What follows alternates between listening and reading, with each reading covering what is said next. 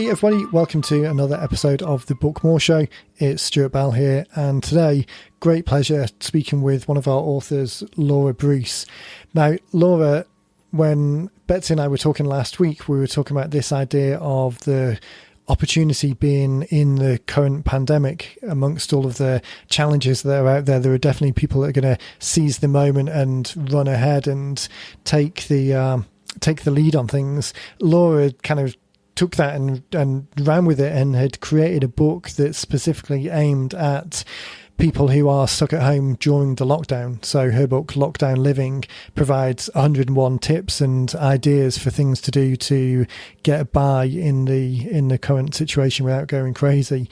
So this was a really great episode. I'll catch you at the other side and talk more about some of the next steps, but highly recommend checking out this episode. Laura's got some great energy and some great ideas, and although her project, it wasn't necessarily done with commercial intent, this didn't support her PR business. We actually ended up talking about the opportunity that she's got to bridge some of this content into projects that she's worked with before and really reach out to that community, the community that she can help the most on the professional side as well. So super interesting, the kind of turn that the conversation took. I had a great time talking with Laura, and I know you'll get a lot out of it as well. So with that, here we go. Hey, Laura, welcome to the Book More Show. How are you doing? Very well, Stuart. Thank you. Fantastic. It always seems like a loaded question. How are you doing? Used to be one of those kind of throwaway greeting conversations, but talking points. But these days it seems to be a little bit more loaded. We're talking to you down in New Zealand. I was reading stories in the news this morning that hopefully you're on the heading towards the backside of the pandemic at least, and a little bit more control than perhaps some other places. How does it feel being on the ground there? Well, it was quite otherworldly when we went into lockdown around the 26th of March, and this idea that everybody simply had to stay in their homes except for essential workers. It was really a strange feeling, but I think we all had the notion that if it worked, we would all be part of something that might be, sort of a bellwether for the rest of the world. Yeah, it's such an interesting, geographically, New Zealand's such an interesting place because it is so, when you take air travel out of it, it's so much easier to get some control on the isolation elements, which gives much more meaning to the actions that you're taking without kind of external influence. It's it's an interesting place. I think the lockdown, the opportunities and the challenges that come from the lockdown are particularly timely. I was talking with Betsy in the last show about this idea of, although there's some obviously very dire situations going on, looking for the opportunity that's out there as well. And that's really what you've jumped on board with. So this is going to be a fantastic episode, I think, sharing your story with people and how you came to write a book and the nature of the book that you wrote, because it really does talk about that or amplify that element that we were talking about last week. I was talking about with Betsy last week about this idea of seizing the opportunity and seeing potential there and running with it. So with that in mind, do you want to give a little intro into what your book's about and what what led you to the place of wanting to write it in the first place and then kind of pulling the trigger and executing on it? Absolutely. What I found first talking to people about the prospect of going into lockdown and being confined to our homes, I was speaking to people around the world who are experiencing this, my friend Patty in Sacramento, my sister-in-law in Cape Town, South Africa. And these were people who were quite anxious, a little bit sort of jokey about the prospect of being stuck at home. People who were busy, used to doing what they wanted, having a lot of free time, and actually, quite anxious at the prospect of being stuck at home. And conversely, I felt delighted at the prospect of some uninterrupted time at home. And I thought, but I've got all these projects. I've got so many things I want to do, and I can really jump into this and go deep on this. And I've got all these books I wanted to read. I've bought at airports from around the world. Right. Just a really different, for me, it was a sense of joyful anticipation rather than fear and loathing. And I thought, wow, just such a chasm between us. I thought, what could I do to help people like this? People who are feeling like they can't think of anything to do. And so that's how the idea of the book was born. I just started brainstorming some ideas and thought, maybe I could put these together, and maybe it would help somebody to feel a little bit more optimistic and a little bit more positive at the prospect of being stuck in their house. So this idea so the book's called Lockdown Living, and it's full of 101 ideas of almost bite-sized things that people can just dip into and almost turn to any page and grab an idea and be inspired to do something like that. The breadth of the ideas that are in there, and this approach of kind of bringing them together as bite-sized pieces, as individual tasks, rather than thinking about a kind of a narrative, a story from start to finish. Was that always the thinking? Did you always want to kind of deliver those bite-sized pieces that people could just grab onto, rather than a kind of more of a more narrative story? Yes, because I think very much in terms of, in this case, going wide. And going wide also meant not forcing anybody to do anything that didn't instantly appeal to them. So there are tasks in the book. The subtitle is 101 Ways to Stay Positive During the Pandemic. And the idea was that these were things that would give you a bit of a lift. And some of them is the lift that comes from perhaps, organizing your wardrobe or tidying out a junk drawer, sorting out all your IT cables, to things more creative, things that would get your creative juices flowing, doing a craft or, a home improvement project, or even, making notes for your first book.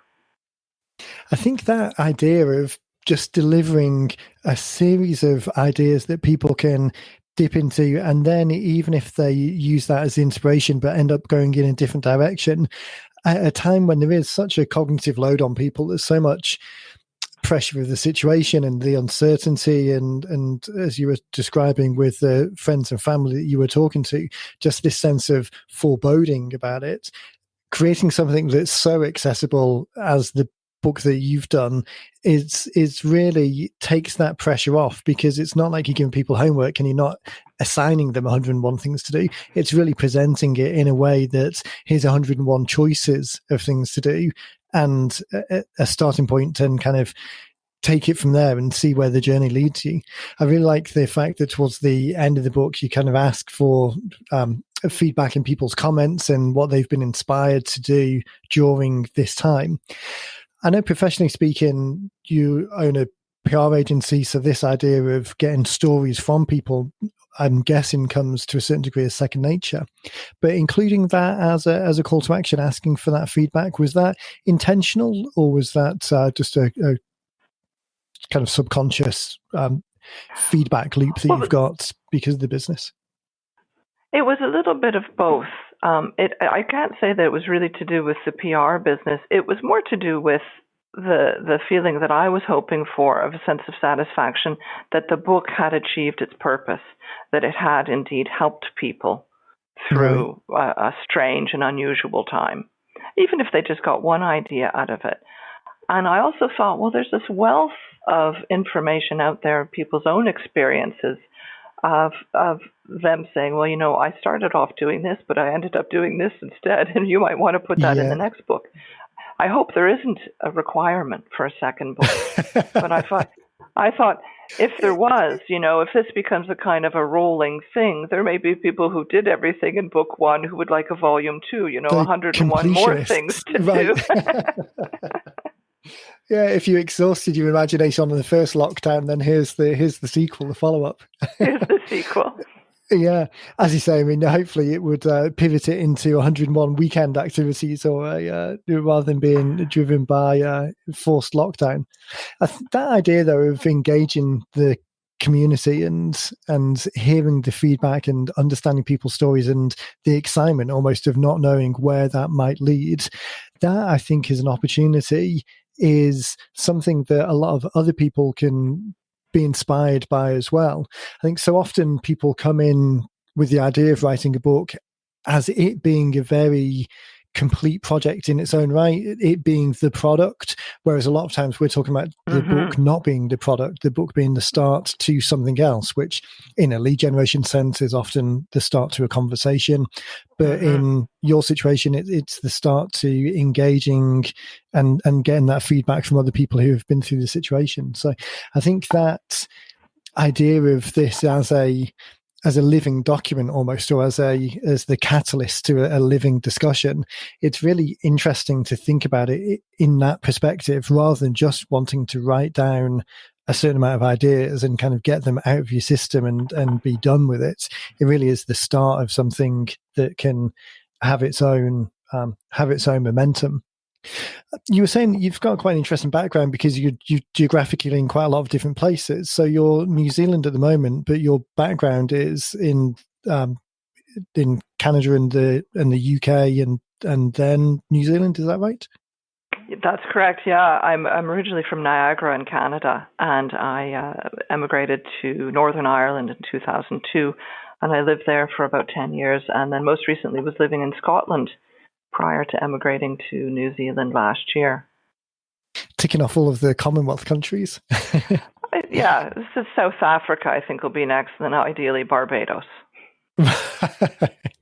Yeah, have that plan for the to follow the sunshine around.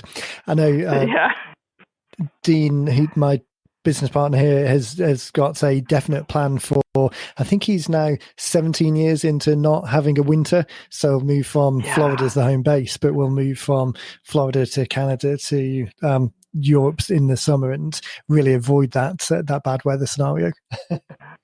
We had two summers in a row last year, and I have to tell you, there's nothing like it. I highly recommend it. I guess if you've sort of any time in Scotland and Northern Ireland, you've done your fair share of wet weather, so you kind of topped up for the rest of the lifetime. Yeah. This idea then of bringing the book together, circling back to the creation process, I guess, the desire to bring it together onto pages rather than in any other format. Was there any particular thinking that drove you down that route to put it together as a book as opposed to presenting it in another way? Because I know you do have background in radio and presenting and kind of an audio medium. Well, I thought, what's the most accessible thing to people? I find I don't like sitting in front of a computer watching videos. I find I feel a bit constrained.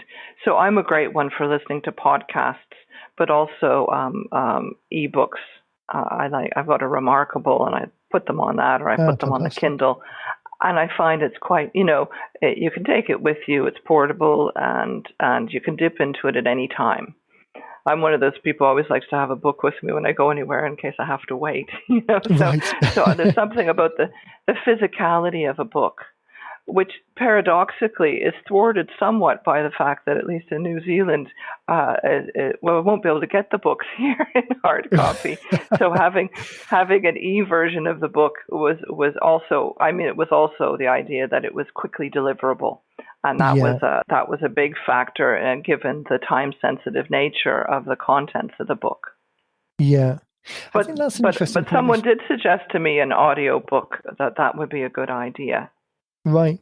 I think the ease of getting to market of a digital version, it definitely is the top of the tree in terms of convenience. That the benefit of having the physical version so people can draw in the margins. I know it's kind of sacrilegious to say in certain circles, but I think this type of book, anywhere where there's the opportunity to spark people's interest and really try and get the creative juices flowing, not necessarily in terms of like a big creative project, but in terms of thinking of ideas, that stimulation element, having a written version of it is very easy to a print version of it is very easy to then encourage people to write in the margins and spark their ideas that way. And the audio version is then interesting because I can almost imagine a kind of a shuffle version of it where each chapter is its own kind of bite-sized piece, and there's an opportunity to randomly shuffle into a chapter to be inspired by it. It's almost like the audio version of the Magic 8 Balls, where you kind of shake up and get that inspiration for the day. Yeah. That's a terrific idea, Stuart. I wonder if it's always you get kind of sparked on ideas and it can kind of run down the rabbit warren. But I wonder if there's an easy way of creating that online version of it, kind of like a roulette type wheel that spins around and picks the inspiration of the day. And well, actually, Stuart, go ahead. No, go for it. I thought of an app where you played a version of roulette on it. Right. Yeah. The Lockdown Living app where you spun the wheel, and you could just go completely random of the 101 options, or you could choose something that was health related or home organization related or creative, and choose your sub hierarchy and then spin from there. Yeah. And you'd almost think this kind of minimum viable product type approach of that as an idea of a random number generator with the possibility of categorization sat above it. There's almost certainly a kind of white label product out there already that will achieve that, at least for the first version. This idea of testing things in the market is something that we talk to people a lot about, this kind of minimum step to get something moving, rather than having to put all of your eggs in one basket and put a lot of time and financial commitment to something. I mean, in a certain way, that really informed what I was doing, Stuart, actually, this idea of getting it 80% done. Right. That if I strived for perfection, the book would never be published.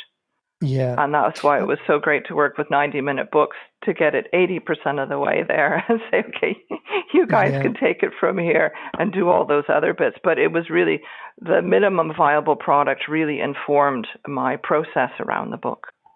And when you think about particularly of the nature of the book that you had, so being pandemic related, obviously, hopefully there's an end goal, an end time to the pandemic itself. So there is a time crunch associated with it, which if it wasn't related specifically to this, might not be there. And it could be another project that dragged on for months and months. But definitely that speed element and the opportunity to get it out and meet a need, a desire that's out there really helps. It's an external commitment that we did some Facebook Lives the first week of the pandemic to put some more useful content out for people. And the book blueprint scorecard that we have that talks about the 8 mindsets, one of those is called beneficial constraints. And it's this idea of, rather than looking at constraints as a negative, looking at them as a positive to encourage you to get it done. So we talk about scope as being the constraint, really narrowing down the scope of what you will and won't accept in the book so that you can't find yourself trying to write content down and getting sidetracked by that, but also time constraints as well. Having a very clear deadline means that you don't let it slip. And if that means that things don't get included, as long as you've got a clear idea of what the scope is. So for you, it's very obvious what you want to include. You want to include things that people can take on as tasks, as activities, they're entertaining, that are relatively easy to do, that obviously don't need a lot of equipment or planning, or certainly not travel. But that scope of the subject is very clear. And then having a scope on the time frame, you really want this completed within a couple of weeks in order to get it out there and meet people when it can be the most valuable. So this whole idea of using the minimum viable model, the effective 80%, as you described it, to get something out there, and then if it resonates in the market, if there's a demand for it, if you get feedback from customers and a pivot comes from that, all of these opportunities, because you haven't invested all of the budget or all of the time, means that it's the most effective way of creating something that serves the long-term purpose. I think that scope constrained idea is something that anyone that's listening to this can take from the idea, not just if you want to write a book about the pandemic or whatever the specific moment is. Did you feel that pressure at all to get it completed? Was there a sense of, okay, time's ticking every day of that we're in this? Was there a kind of a pressure that you felt? Yeah. Absolutely. And there were two things that drove me to get it done, and to get it done as best as I could with the time constraints. One of them was the window of opportunity may shut and it may no longer be helpful.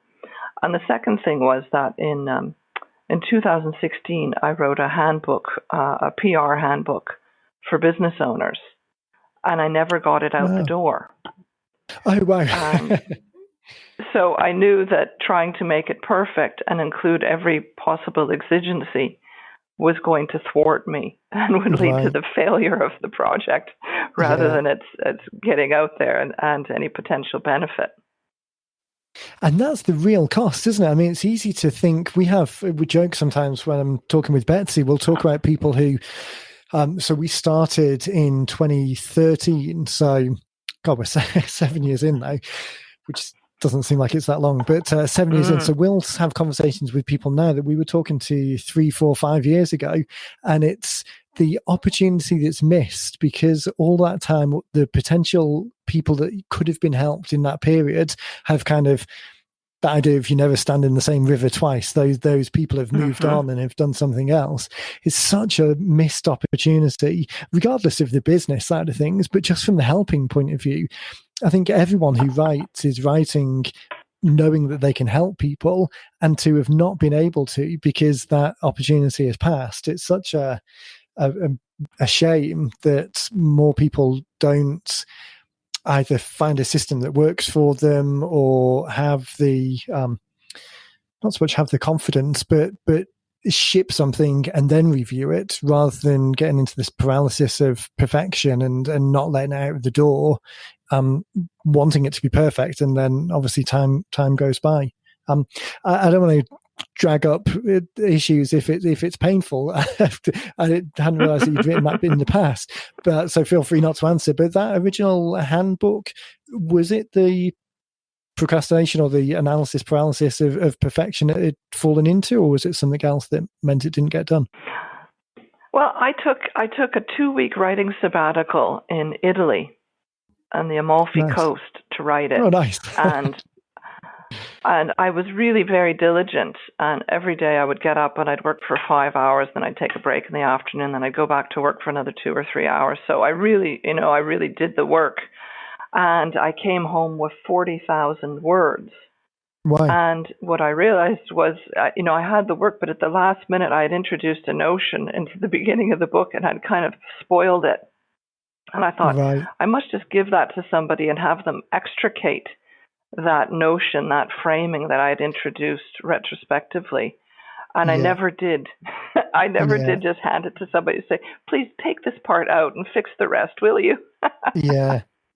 It's one of those things, isn't it? Particularly, it's almost like that need that you had to get it out there was served and satiated by the fact that you did do that. It's just that it didn't go then and no one else saw it. It almost, the 80% of satisfying the need to get it written was served, but it just didn't get to that completion point.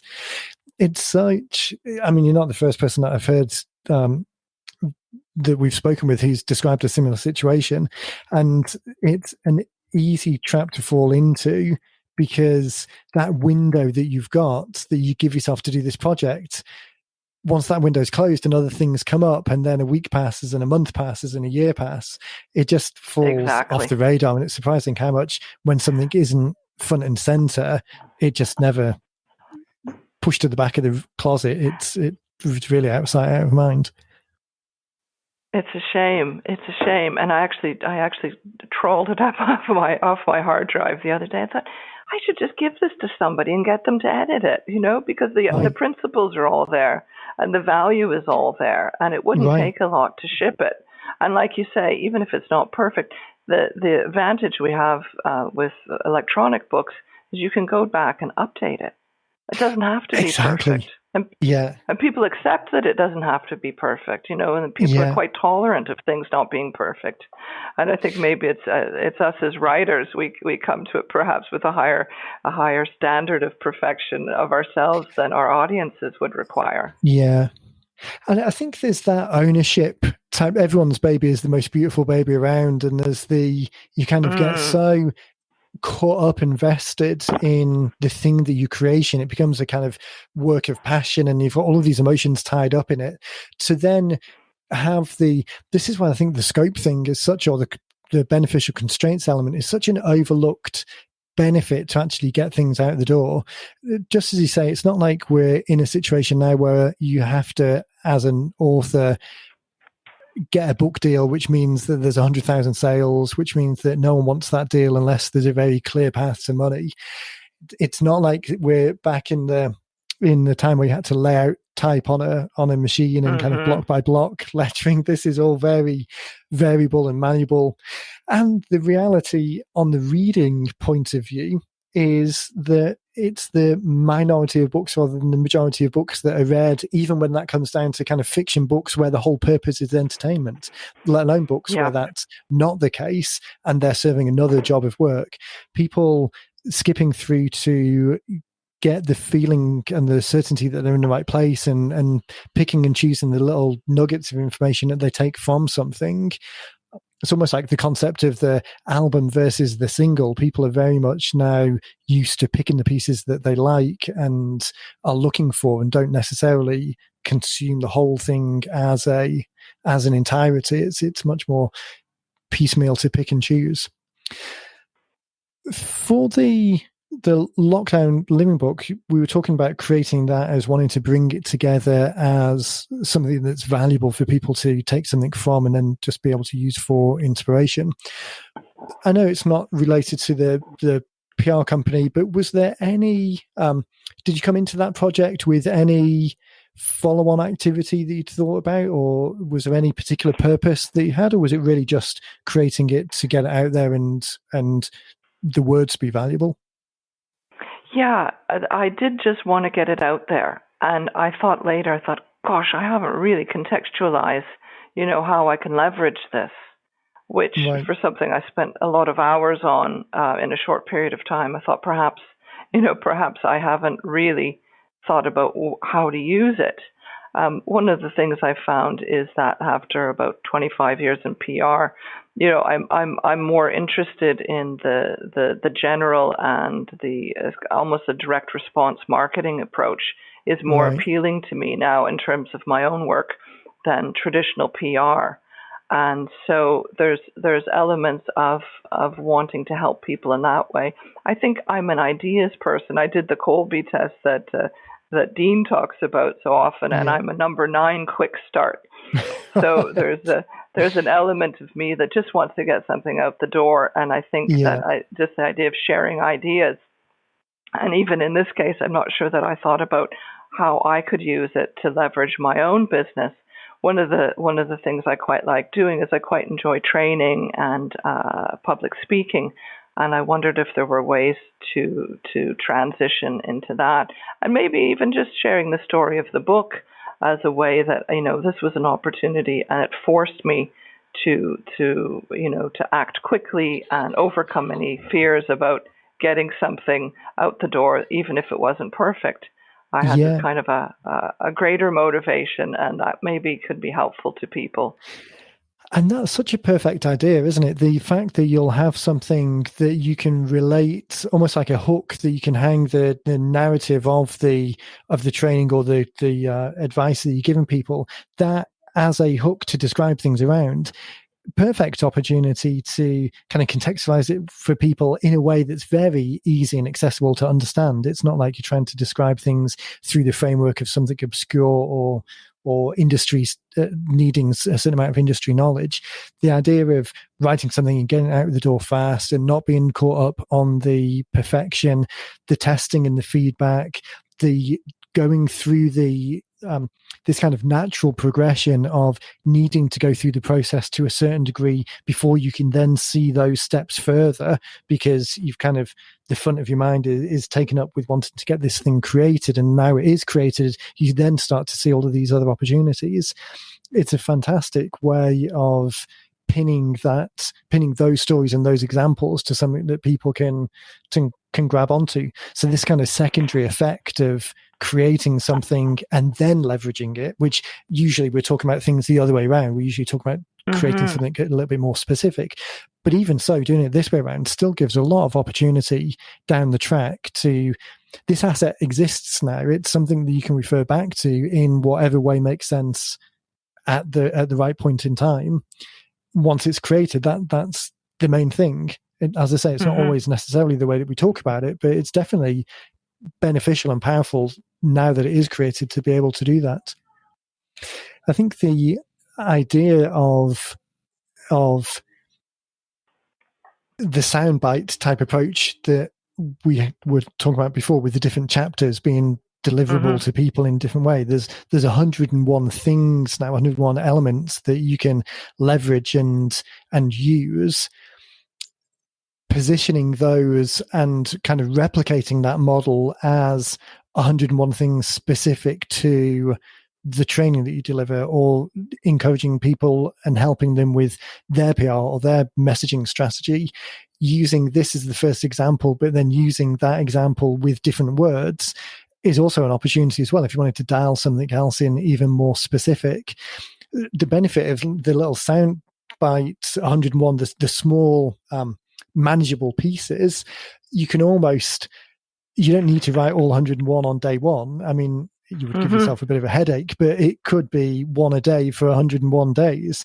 There's definitely an opportunity to use the same framework and this kind of mechanism that you've built around bite-sized pieces of useful information that are being shared, but just now with a different message and going out to a different group of people. It's those frameworks, once the frameworks are in place, utilizing them in a different way or changing the context of them or changing the content of them, very powerful and useful once you've got that framework in mind, which I'm sure you must have the same in the professional sphere and PR. The same frameworks that you would suggest to one company can work for another company, just changing the content and the context. It's interesting now that you're saying that. In fact, the original title of the PR book was, 66 tips, right. PR tips right. any business owner can use. And again, it was the idea that if you did nothing, if you did even one of them, it would have a beneficial effect on your business. Right. You didn't have to do everything. You could just pick one, and it would just move the needle a little bit. So this framework, I mean, without seeing the other one or not, we haven't spoken before today, but this idea of the bite-sized pieces that deliver things definitely seems to be something that you resonate with naturally. I don't know whether it's conscious or unconscious, but it definitely seems to be something that a framework, a delivery mechanism that resonates pretty well with you. And if the previous book is 66 points, even if you don't get to the point of giving it to someone else to edit the book into a book, taking those pieces, each of those 66 things, if they are all written, it's just that the thread kind of went a little bit sideways towards the end, but the 66 pieces must still be there. So taking those out now and either reusing them in a slightly different way or just delivering them to people in a different way. I mean, there must be a lot of valuable content there that's on the shelf waiting to be used. There is, Stuart, and that is actually just it is such a valuable reminder. Thank you for saying that, because I forget that the impact of a book is in the people it touches, and now especially with the economic hammering that people have taken in bricks and mortar businesses in particular. That's what the book was written for people with bricks and mortar businesses who didn't have a PR agency, a kind of a DIY approach to PR, that nothing that was too complicated that they couldn't do, nothing they couldn't do themselves. But they just don't know to do. Probably quite that they don't know to do, and they don't know that this is our arsenal of PR tools. These are things that, just as you said, apply to most businesses most of the time. Yeah. And with 66 of them, there's enough that even if that was only 50% true, there's still 33 things, even if there's no way they're going to do 33 things. If they did 3 things, for most people, it would probably be game-changing.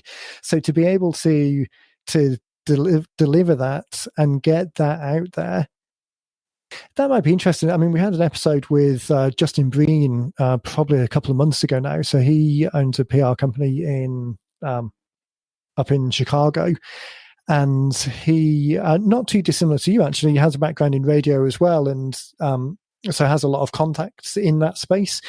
So his works with his clients to get media exposure, and then they use books as a hook a lot of the time. And then there was another episode that we did with Jonathan Schulteis, who's actually a financial advisor, never written a book before, but had I think it was like a 6-step framework that he used with his clients around financial management and getting their finances in order. The Dave Ramsey type approach of starting with the baseline first and then moving forward. So his book, he wrote that and then just pitched it to a couple of local news channels, and then that got picked up in the daytime slots where the news was quite quiet, and then he was traveling to another area and pitched it into that area because he knew he had 3 days of business there, so he was kind of filling in the gaps, and then because he could reference the previous shows, that got picked up. So this whole idea of picking up on little individual bits and pieces, even with the book, the handbook not complete, moving it towards being completed, and then being able to piggyback off the lockdown book as well. The lockdown book might be the one that gets the attention because it's timely. Yeah, exactly. Yeah. And using it as a framework. So both frameworks are similar in that they're talking about small bite-sized pieces of things that people can do, but talking then to other people about the framework. And part of the framework is referencing the lockdown book, and part of the framework is talking about the handbook, which from a business point of view and promoting and building the business a little bit more, that's really what you're financially, at least, what you're more interested in. But using the lockdown book as the kind of lever to open the door, that's an interesting opportunity as well, because it is a commonality between the two approaches, although the subjects are completely different.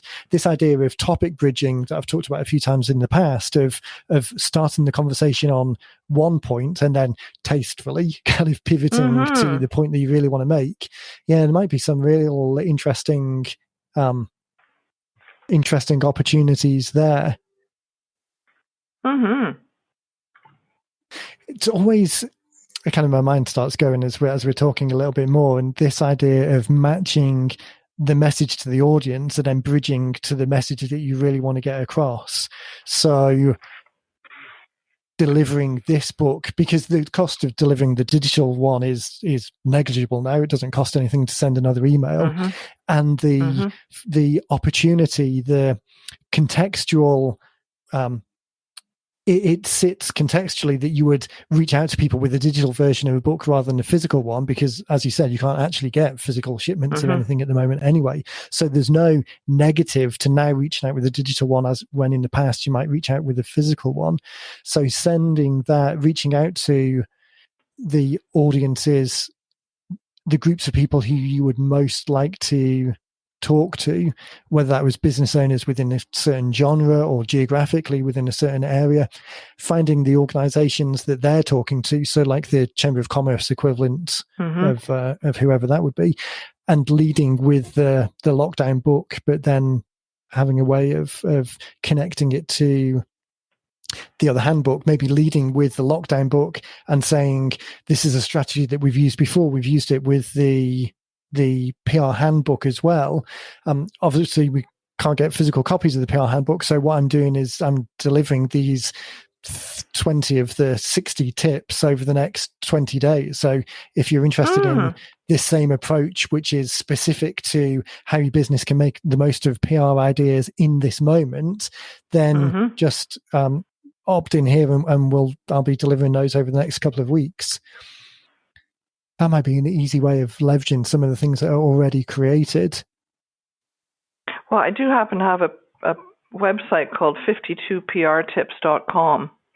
Oh, fantastic! with the notion of generating a lead magnet and having people then sign up, and every week in their inbox, one of these PR tips would land. Right, and that as an option. So using the book, again, this kind of topic bridging idea, using the lockdown book as a way of delivering something of value at the moment, because it is useful and there is a timeliness to it, but using the bridge being the model. We've collected these 101 things together, but actually this all started when we delivered 52 PR tips to people, one thing that they could do a week. And actually in the moment now, as things are hopefully coming out of the back of quarantine and people are starting to be back out there, these 52 things are now more important than ever. So here's a copy of the book, and by all means go and sign up, and we'll deliver them over the next 52 weeks at this other place. Such a... I think there's definitely something there. I need to dial into the message a little bit just to kind of tie it into the group that you're talking to. But there's so many opportunities to do that bridging piece in a kind of the most specific way possible for the group of people that you're talking to.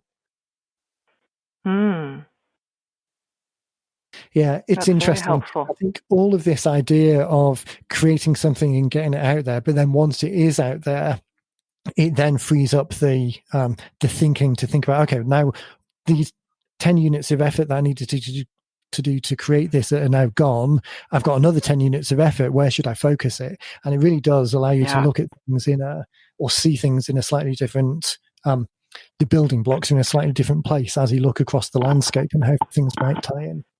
Yeah. I just looked at the clock, and I can, just before we started recording, I said we're going to go for 30 minutes or so, and if it gets to 40 minutes, I'll start wrapping up, but it goes quick, and right enough, I've just looked up and we're at that time, and it has gone quick. It certainly has. This has been great. I really appreciate taking the time. I know it's early in the morning down there, so I really appreciate your time, and I know everyone listening will have got a lot from hearing your story, particularly as they start thinking about their situation. I want to make sure that people have got the opportunity to find out more about you guys and what you do. So where would, if people wanted to find out more, where would the best place for them to go be? There is a website called lockdownlivingbook.com. Fantastic. And there is some information there and a bit of a blog and an email address. If anybody wants to get in touch, they can email me at laura@lockdownlivingbook.com. Fantastic. Well, that's perfect. I'll be sure to put this in the show notes as well. So as you're listening, head over to 90minutebooks.com/podcast. And this is episode 102. Actually, we should have recorded last week, and then we would have had the 101 book. I could have been 101. Well, that's a little secret, Stuart. The book actually has 102. There's a bonus tip in there as a surprise. That's it then. So all of this, well, cut that out of the edit, and it can all be intentional. And if people notice there's 102, then they can laugh to themselves that it's episode 102 as well.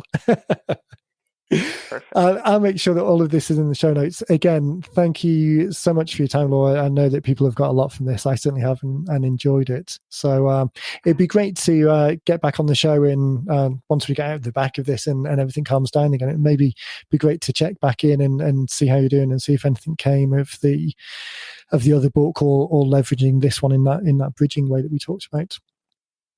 Well, thank you so much, Stuart. I've really appreciated your ideas and the opportunity to chat with you. Fantastic. Well, thank you. Thanks for everyone listening as well. And with that, we will catch you in the next one. And there we have it. What a fantastic episode. I really enjoyed that conversation with Laura. I think what she has created in the lockdown book is really going to kind of pique people's interest. It's so timely, and there's so much opportunity to kind of leverage that into conversations and use it as the hook to start a conversation with someone, and then bridging that into the other things that she has created. With this similarity of framework, the fact that she has 101 tips in the lockdown book and 66 tips in the ghost book, the incomplete book, and then the 52 tips on the website, this framework that she has of chunking information into bite-sized accessible pieces is clearly something that resonates with her. And to reach out to groups in the local area, groups nationally in New Zealand or even internationally to build the list, and bridging the lockdown book, because it's timely, into the framework that she uses for other pieces of business, things that she's created in the past. Great opportunity for really dialing it in. When you think about tying that with some demographic advertising in Facebook, so that you're actually talking to the people who are most likely to be customers, or reaching out to like the local chamber of commerce or the small business groups, all of that means that the people who are being fed into the funnel are the ones most likely to be clients, or you can provide value of in a professional sense further down the track. And then the ones that resonate and engage with the content create such a hot list of people who you can help the best and can get value from the message that's being shared. So that's really a great takeaway from this. If you're in a similar situation, if you have ideas, if you have assets already, whether or not it's a book, you can bridge into other things, particularly if that bridging is relevant and as seamless as possible, then now is a great time to do that, because there's a big need out there for people to get the type of help that you can give.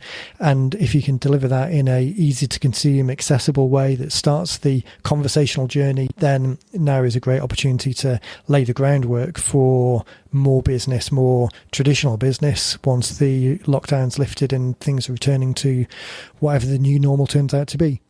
So with that in mind, highly recommend heading over to the website, the podcast links on the website, to check out the links that we have to Laura's work.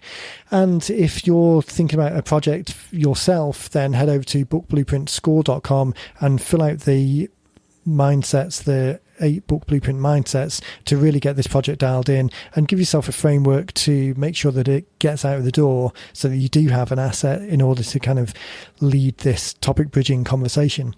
So with that, as I say, thanks again to Laura for her time. Thanks to you guys for listening, and we will catch you in the next one.